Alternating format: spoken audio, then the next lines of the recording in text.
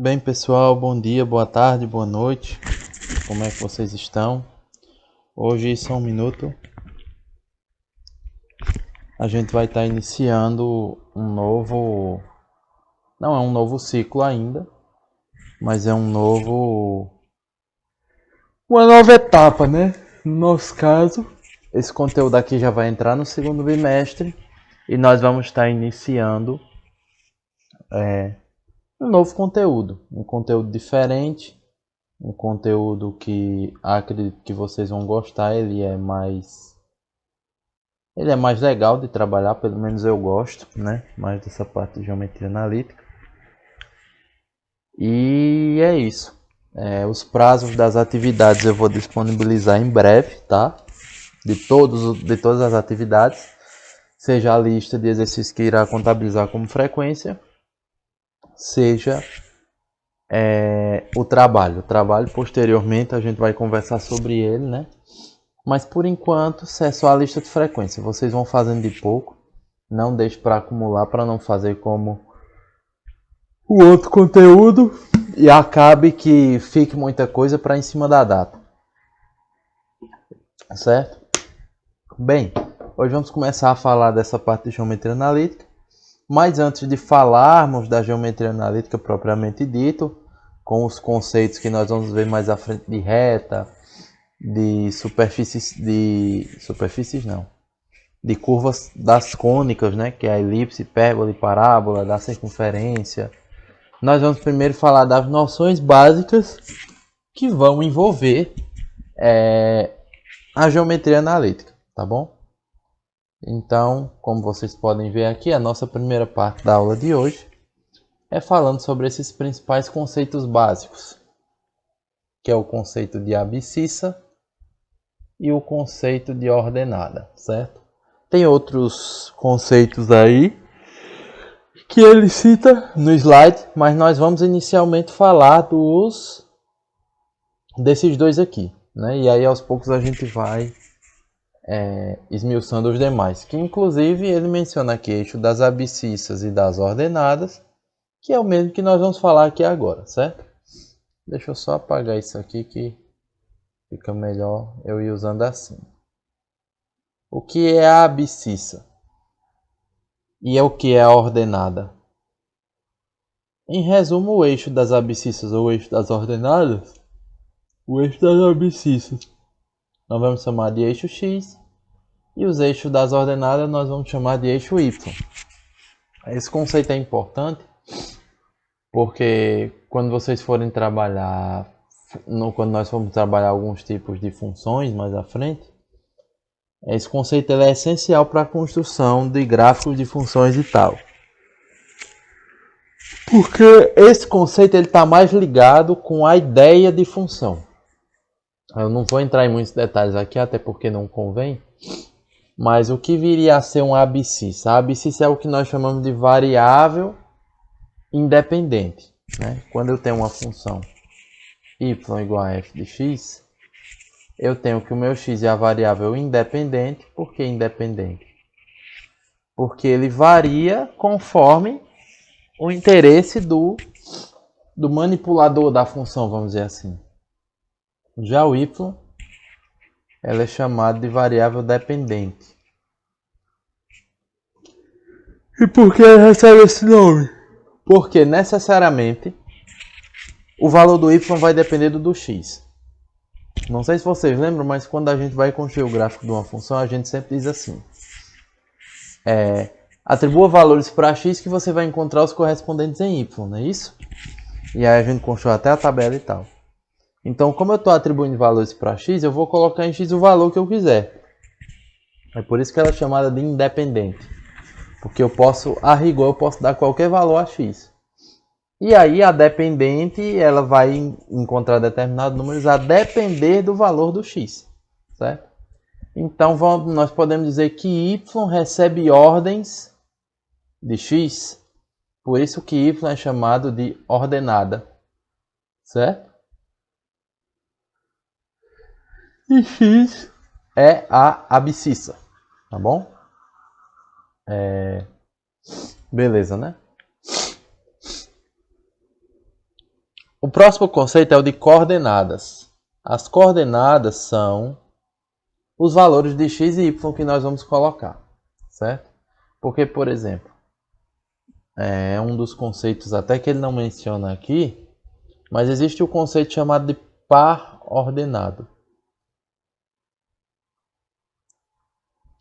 É chamado par porque são dois e ordenado porque obedece a uma ordem. Então, por exemplo, aqui no exemplo aqui de baixo que nós vamos já resolver. Se ele te dá o ponto 1, 4, esse daqui é um par ordenado. É um par porque são dois. E é chamado ordenado porque ele tem uma ordem. O primeiro corresponde ao x, o segundo corresponde ao y, certo? Só um minuto, deixa eu só...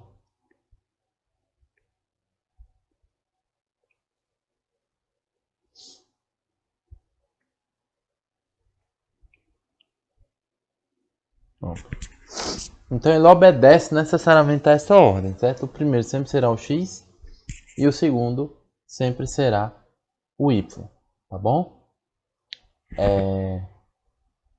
E aí, esse par ordenado, ele me dá uma coordenada, ou seja, o valor de x é uma coordenada e o valor de y também é uma coordenada. A coordenada x e a coordenada y. E ambos juntos formam o que nós chamamos de par ordenado. E aí, eixo das abscissas e das ordenadas não precisa explicar, a gente já mencionou mais acima. E aí nós localizamos esses pontos aonde? Nos sistemas de eixos ortogonais, ou seja, isso que essa figura aqui representa.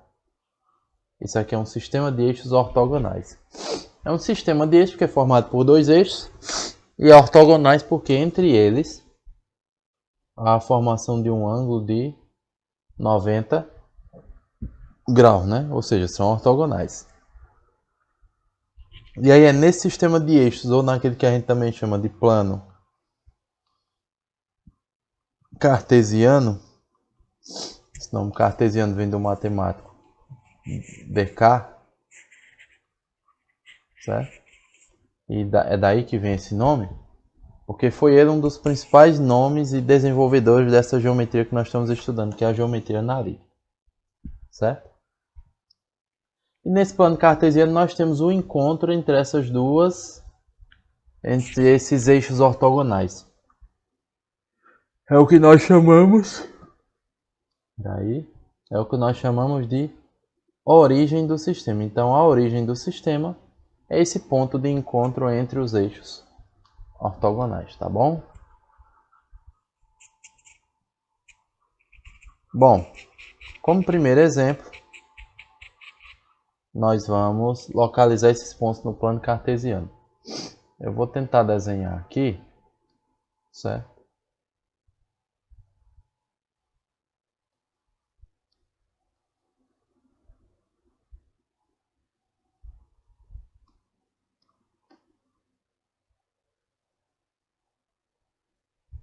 Acho que está em 90 graus, né? Então vamos colocar aqui como se fosse 1, 2, 3, 4, 5, 6, 7, 8. Então para esse lado aqui do eixo x nós temos o sentido positivo. Para esse lado aqui nós vamos ter o sentido negativo. Menos 1, menos 2, menos 3, menos 4, menos 5. Tá bom? Nós vamos ter o sentido positivo do y, que é para cima. 1, 2, 3, 4. Acho que só vai precisar disso. E o sentido negativo, que é para baixo. Menos 1, menos 2, menos 3, menos 4. Eixo x e eixo y, certo? O primeiro ponto, que é o ponto A, eu vou marcando esses pontos de cores diferentes, certo? Só fazer assim. Aí vamos lá. Ponto A. O ponto A ele tem coordenadas 1 e 4. Lembre-se que é sempre nessa ordem. X é o primeiro e Y é o segundo. Então X corresponde a 1 e 4 corresponde a Y. Então X1 é a gente vai partir daqui. E y4 a gente vai partir daqui. Então, o ponto de encontro entre esses dois elementos vai ser o ponto A, certo? De que maneira? Assim, ó. Opa.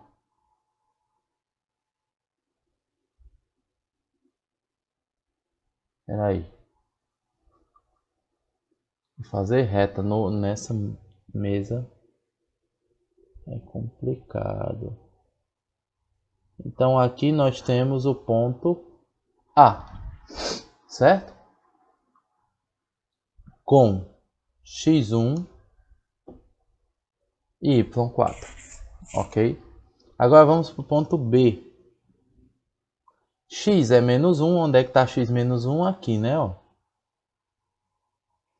E y3. Y3 está aqui, ó. 1, 2, 3. Então nós vamos ligar esses dois pontos aqui, de maneira que eles se encontrem.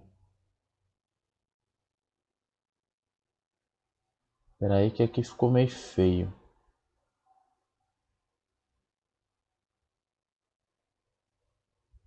Então isso daqui me dá o ponto B. Não está 100% reto não, viu gente? Mas o ideal é que seja reto. Vamos tentar o ponto C agora. Fazer de verde aqui o ponto C. Cuja coordenada x é 2 e a coordenada y é menos 3. x2 está aqui, certo? E y menos 3 está aqui. Então vou tentar ligar esses dois pontos.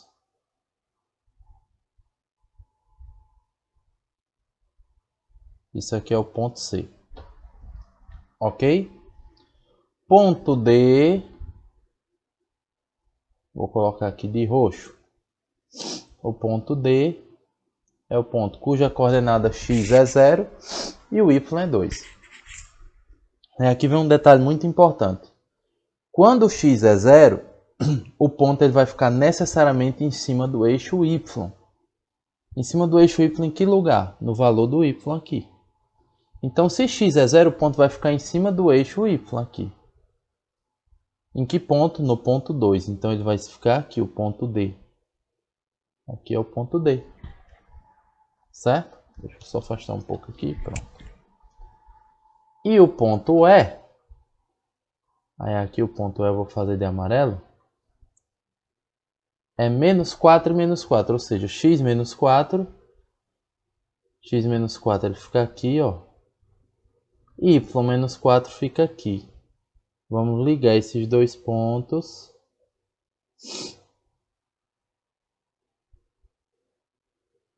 Esse daqui é o ponto E. Ok? Por último, não menos importante, o ponto F. Que eu vou fazer de laranja. O ponto F é 3 meios, ou seja, 1,5. Né? Então ele vai ficar entre 1 e 2, mais ou menos aqui, certo? E o y é 0. Aqui segue a mesma regra da letra D. Como o y é 0, o ponto vai ficar em cima do eixo x. Aonde? Nesse ponto dado aqui. Então, esse daqui vai ser o ponto F, certo? E esse foi esse exemplo aqui de localizar os pontos no plano cartesiano, tá bom? Esses conceitos são essenciais para o que a gente vai ver mais à frente, principalmente quando for falar de alinhamento, ponto médio, reta e tal. Então é essencial que você saiba localizar os pontos no plano cartesiano devidamente, tá bom? Seguindo mais à frente, nós vamos ter as noções básicas do plano cartesiano, né? Se vocês forem prestar atenção, o plano cartesiano aqui é dividido em 4 partes, ó. Uma parte, 2, 3, 4. Como é 4 partes, cada uma dessas partes recebe o nome de quadrante, certo? Esse é o primeiro quadrante, esse é o segundo, esse é o terceiro e esse é o quarto, certo? Aqui tem a definição de cada um dos quadrantes, mas você sabendo quem é cada um, isso é o mais importante, certo? E aqui vem a primeira fórmula bem importante da geometria analítica, que é o fato de calcular a distância entre dois pontos, certo? Calcular a distância entre dois pontos ela é essencial, porque é a partir dela que nós vamos, por exemplo, é a partir dessa equação da distância entre dois pontos que a gente vai conseguir criar a equação da circunferência, que a gente consegue criar, não necessariamente criar a partir dela, mas ela vai ser essencial para a gente encontrar as equações da elipse, da hipérbole, da parábola, né? E para fazer várias outras coisas também, como vocês vão ver nos exercícios. Então, dados os dois pontos A e B, a distância entre eles é o seguinte. É a raiz, como vocês podem ver aqui. Dentro dessa raiz eu tenho uma soma. E essa soma é a diferença dos quadrados das coordenadas de x somado com a diferença dos quadrados das coordenadas de y. Ou seja, x de b menos x de a, y de b menos y de a. Esses termos ao quadrado somado tirado da raiz. Por exemplo,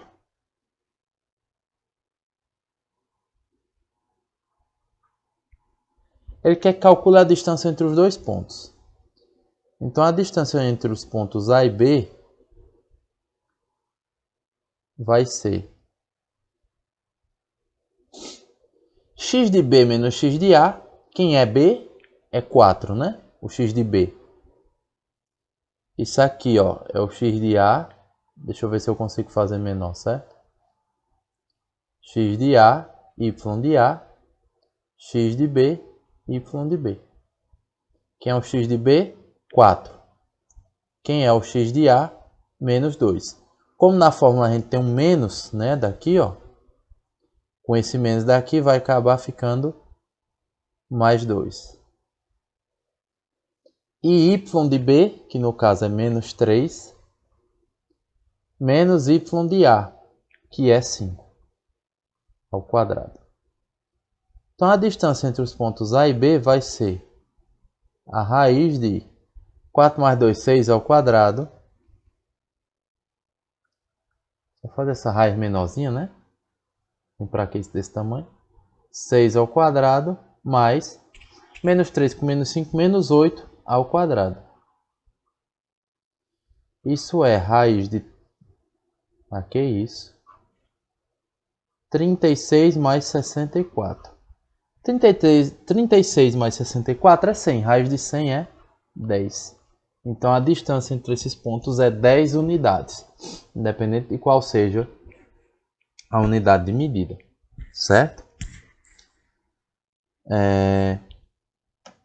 E aí, nessa segunda questão, por exemplo, é uma das aplicações, uma das coisas que nós vamos utilizar, é uma das maneiras que nós vamos utilizar para utilizar essa fórmula da distância entre dois pontos.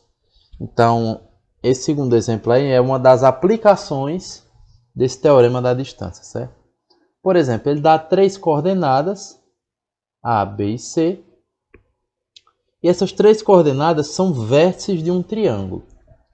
Ele quer que a gente mostre que esse triângulo, ele é um triângulo retângulo e é um triângulo isósceles. Ou seja, ele quer que mostre duas coisas. Vamos fazer um parênteses aqui.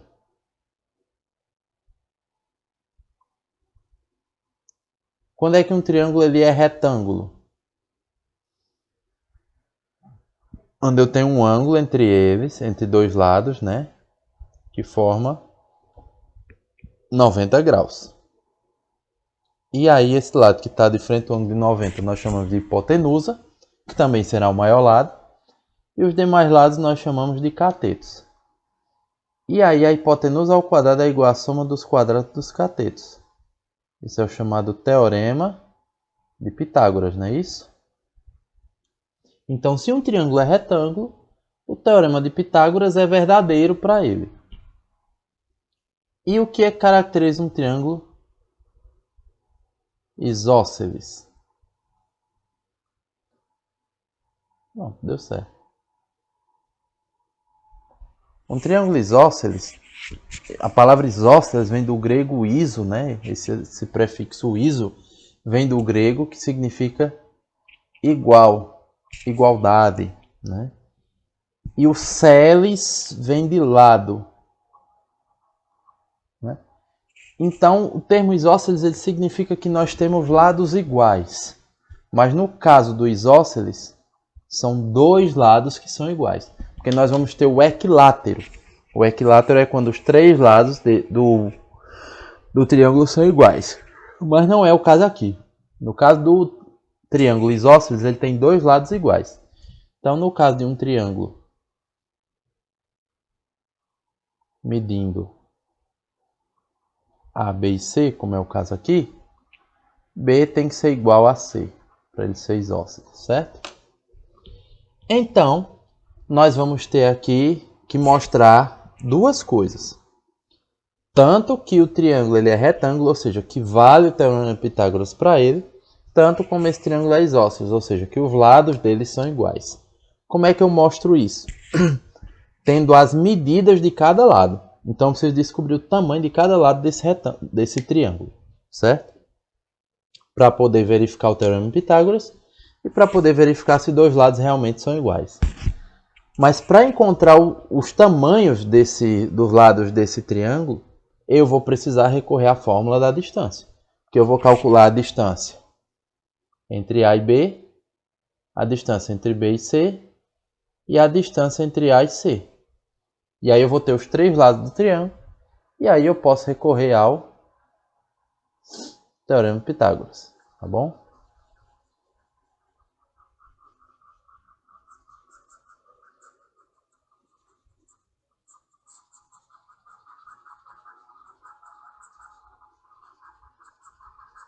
Teorema de Pitágoras somente, né? Porque a questão dele ser isósceles é imediato. Quando eu tenho as distâncias, eu consigo verificar se os lados são iguais. Bom, então vamos fazer essa segunda para a gente finalizar esse vídeo, certo? Que aí já dá para vocês fazerem um bocado de questõezinha lá na lista de exercícios. Então, quanto é a distância de A até B? É a raiz quadrada de x de B menos x de A ao quadrado, mais y de B menos y de A ao quadrado, não é isso? Isso vai ficar como? Raiz de... Quem é x de B? Menos 4, x de A, menos 2 ao quadrado.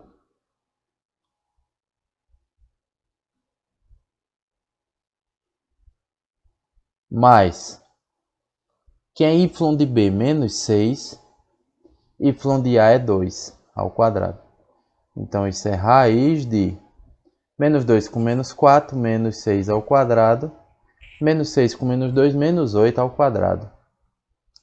Isso dá raiz de 36 mais 64, isso é raiz de 100, que é 10. Então, nós já descobrimos que o lado C do meu triângulo é quanto? É 10, tá bom? Então, vamos guardar essa informação. Vamos calcular agora a distância de B até C, que é a raiz quadrada de x de C menos x de A ao quadrado. Não, peraí, deixa eu corrigir aqui. X de C menos x de B ao quadrado, mais y de C menos y de B ao quadrado.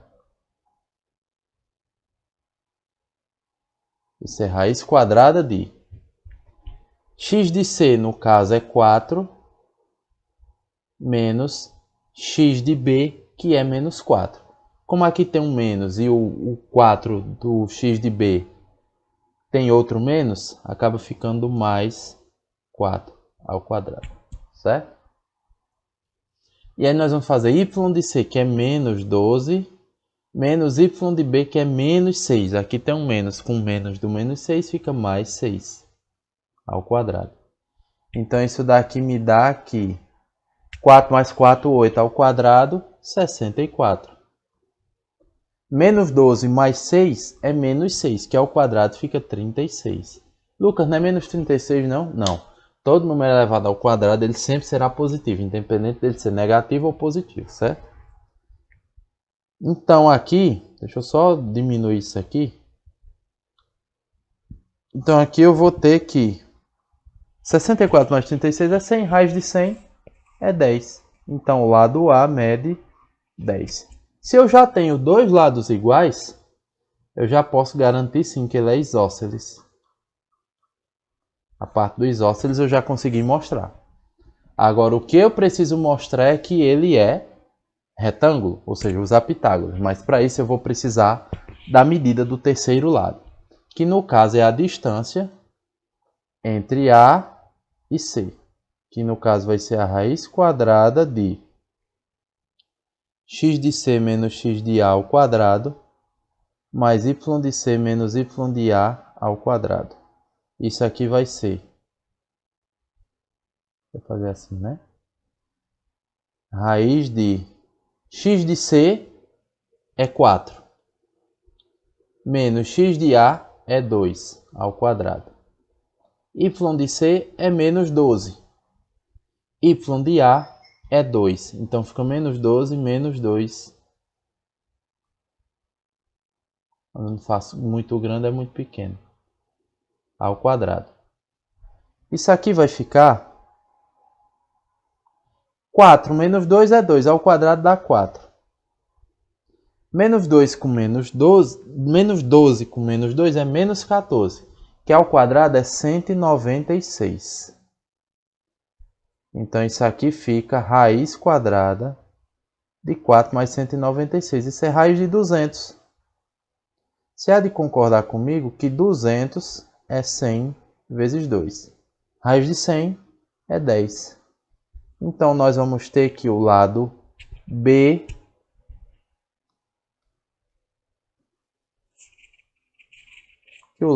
mede 10 raiz de 2. Então vamos fazer agora a aplicação no Teorema de Pitágoras, certo? Eu vou apagar tudo para aplicar em Pitágoras. As medidas são 10, 10 e 10 raiz de 2, certo?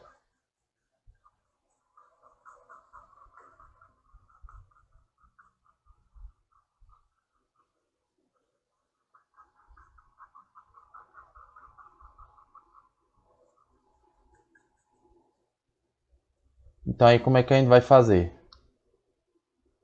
O maior lado é o 10 raiz de 2. Por quê? Raiz de 2 é aproximadamente 1,3. Então, fazendo 10 vezes 1,3, isso me dá 13. Os outros lados são 10, certo?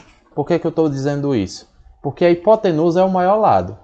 Então, a hipotenusa valerá 13. E os dois catetos valem 10 cada um deles. Então, aplicando em Pitágoras, eu vou ter que 10 raiz de 2 ao quadrado, isso é aproximado, né? Melhor colocar 10 raiz de 2. Isso é igual a 10 ao quadrado mais 10 ao quadrado. 10 raiz de 2 ao quadrado eu vou fazer 10 ao quadrado vezes raiz de 2 ao quadrado. A potência ela se divide para os dois termos que estão sendo multiplicados, certo? Do outro lado da igualdade eu tenho 10 ao quadrado que é 100, 10 ao quadrado que é 100. Isso aqui eu corto. 10 ao quadrado aqui é 100 vezes 2. E aqui é 100 mais 100, 200. Então 200 é igual a 200. Então eu mostrei nesse caso que ele é retângulo. Como eu já havia mostrado que ele era isósceles, acabei de mostrar que o triângulo dos vértices ele é retângulo e ele é isósceles.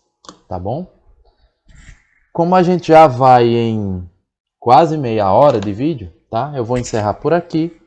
Na próxima aula a gente continua de onde a gente parou, né? Falando sobre ponto médio, como vocês podem ver aí no slide, e a questão do alinhamento entre pontos, certo? Essa vai ser a aula da sexta-feira. E sexta-feira eu vou disponibilizar um horáriozinho rápido de meia hora, para se alguém quiser tirar alguma dúvida, certo? Já fica disponível para isso, ok? Dúvidas, questionamentos, deixa aí nos comentários que qualquer coisa, tá bom? A gente vai tirando aos poucos. Aquele abraço, tchau, tchau.